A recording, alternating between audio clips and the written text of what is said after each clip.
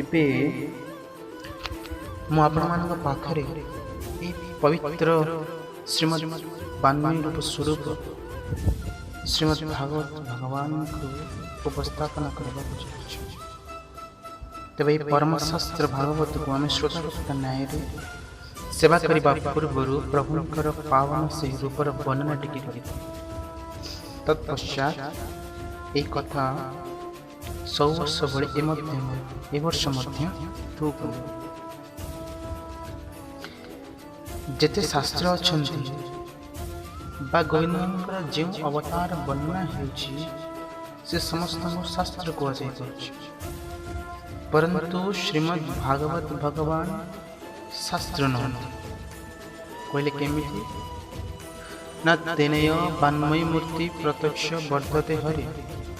ଏହା ମୁଁ କହୁନା, ସ୍ୱୟଂ ବେଦମୁଖୀ ବ୍ରହ୍ମା ଶ୍ରୀମଦ୍ ଭାଗବତ ଭଗବାନଙ୍କ ପାଇଁ ଉଦ୍ଘୋଷ କଲେ ଯେ ତେନେୟ ବାନ୍ମୟୀ ମୂର୍ତ୍ତି। ଆଉ ସବୁରେ ଶବ୍ଦ ସମାହିତ ହୋଇଥାଏ, ପରନ୍ତୁ ଏଥିରେ ଶବ୍ଦ ନୁହେଁ, ସ୍ୱରୂପ ସମାହିତ।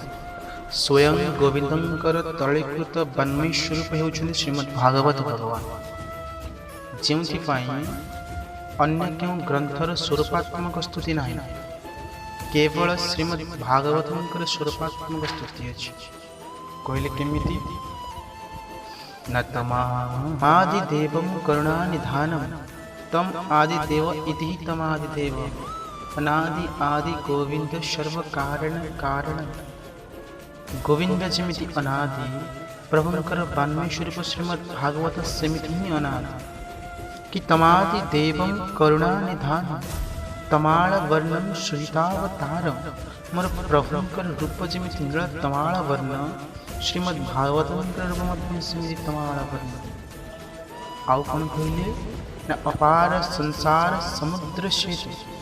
ଏ ସଂସାର ରୂପକ ସମୁଦ୍ରକୁ ପାରି ହେବା ପାଇଁ ହେଲେ, ମାୟା ସିନ୍ଧୁକୁ ପାରି ହେବା ପାଇଁ ହେଲେ କେବଳ ଗୋଟିଏ ମାତ୍ର ବାଟ, ଯାହା ହେଉଛନ୍ତି ଶ୍ରୀମଦ୍ ଭାଗବତଙ୍କର ଚରମାଶ୍ରିତ। ଯଦିଚ ଶ୍ରୀମଦ୍ ଭାଗବତ ସପ୍ତାହ ପ୍ରବଚନ ପାରାୟଣ, ତଥାପି କ୍ରମରେ ସନ୍ଥମାନଙ୍କର ନିର୍ଦ୍ଦେଶ ଅନୁସାରେ ମହାତ୍ମ୍ୟ ଗୋଟିଏ ଦିନ। ହେଲେ ମହାତ୍ମ୍ୟ ସಮೇତ ଆମର ଏହି କଥା ସପ୍ତ ଦିବସ ବ୍ୟାପୀ।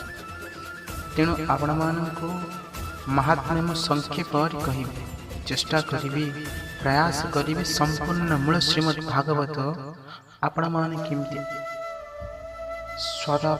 ଆସ୍ୱାଦନ କରିବାର ହେବ। ଆଉ ମହାତ୍ମ୍ୟର ପ୍ରଥମ ଶ୍ଲୋକରେ କୃଷ୍ଣ ଦ୍ୱୈପାୟନ ବେଦବ୍ୟାସ ଭଗବାନଙ୍କୁ ଗୋବିନ୍ଦଙ୍କର ସ୍ତୁତି କରିବେ। ଆଉ ଏମିତି ସ୍ତୁତି ସମ୍ପୂର୍ଣ୍ଣ ଭାଗବତର ରସସାର ସର୍ବସ୍ୱ ଏ ଶ୍ଲୋକରେ ସମାହିତ। କି ସଚ୍ଚିଦାନନ୍ଦ ରୂପାୟ ବିଶ୍ୱୋତ୍ପତ୍ତ୍ୟାହି ହେତවේ तापत्रय विनाशाय श्रीकृष्णाय वयम्। सच्चिदानंद रूपाय विश्वोत्पत्त्याहि हेतवे, जिस सच्चिद आनंदर घनश्याम सर्वस्व केवल जे आप